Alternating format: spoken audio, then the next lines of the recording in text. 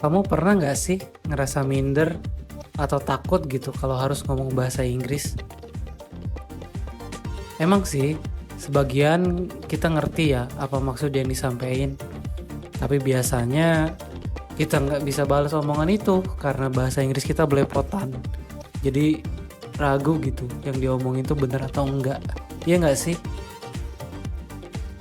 Dan biasanya hal ini juga sering dialami oleh para freelancer, semacam pengguna Upwork, Fiverr, dan sebagainya. Nah kan biasanya pekerjaan-pekerjaan yang ada di sana itu didominasi oleh klien-klien dari luar negeri, yang otomatis bahasa yang digunakan pun adalah bahasa Inggris. Dulu saya pun pernah mengalami hal tersebut, yang ngerasa takut, minder, keringet dingin gitu ya.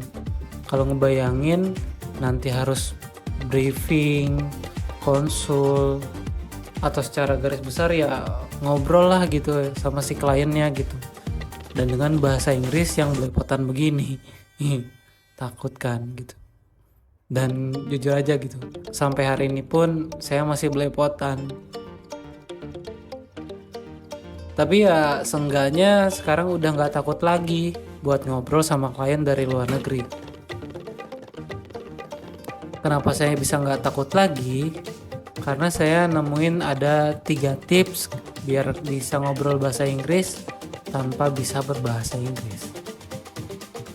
Dan inilah tipsnya.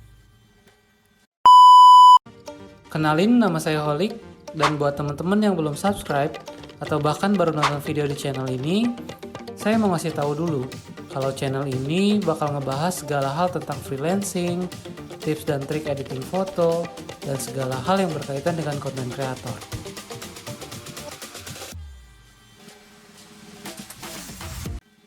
Yang pertama, kita harus berani dan percaya diri. Maksudnya apa? Ya, untuk menjalani sesuatu yang baru gitu ya, ya kita harus mengawalinya dengan berani dan percaya diri. Walaupun ya masih ada rasa takut itu, rasa minder itu ya, tapi karena kita harus melaksanakannya, ya kita harus melaksanakan dengan gagah berani ya. Ya udahlah, gimana lagi ya, tetap harus dilakuin, harus berani gitu ya. Terus harus percaya diri juga gitu.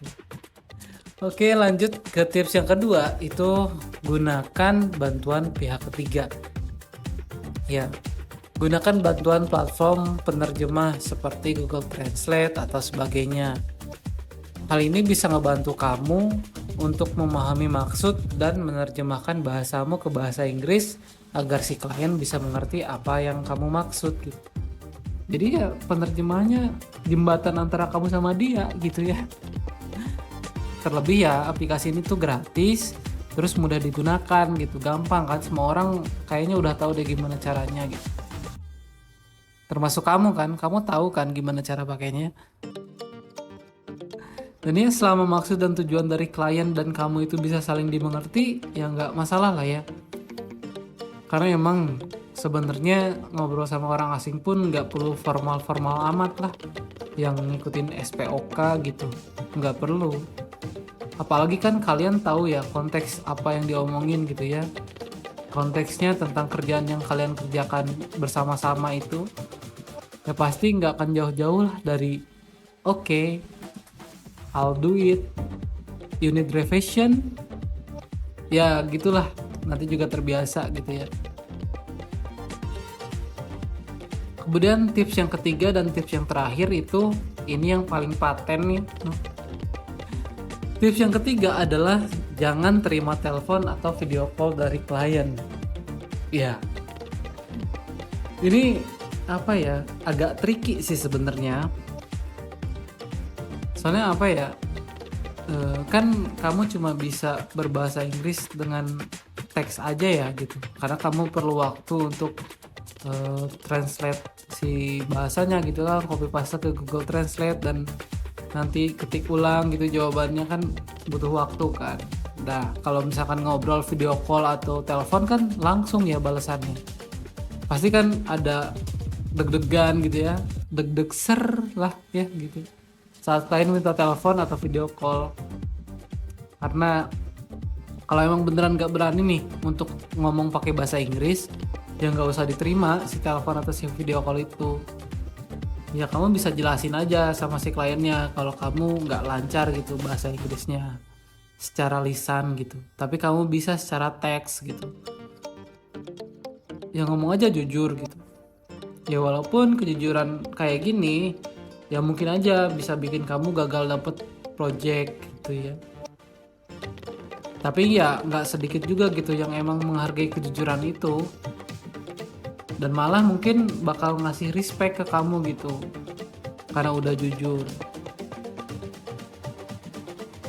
Tapi yang lebih penting daripada itu semua, kalau kamu udah bohong, nah di kemudian hari itu kamu harus bohong lagi untuk nutupin kebohongan itu.